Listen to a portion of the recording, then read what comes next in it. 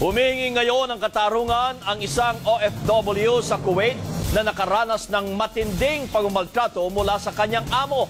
3 taon na tiniis niya na pinapalo siya ng bakal, tinatawag na aso at pinaplantya pa. Exclusive. Nagpapatrol, Middle East correspondent Maxi Santiago. Puno ng sugat, peklat at sunog mula sa plancha ang likod, braso, hita at mga kamay ng OFW na si Almira, di tunay na pangalan. May mga bukol pa siya sa ulo, putok na labi at sira rin ang ngipin.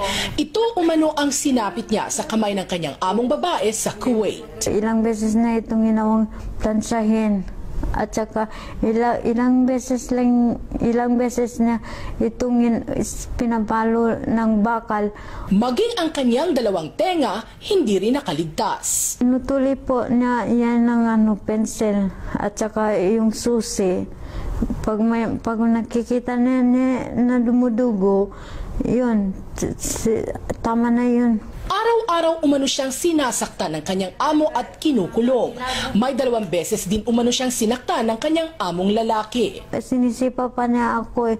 Ayaw niya, parang ayaw pa niya akong matitigilan saktan pag wala siyang makitang dugo. Hindi pa umano pinapakain si Almira at tinatawag siyang aso ng kanyang amo.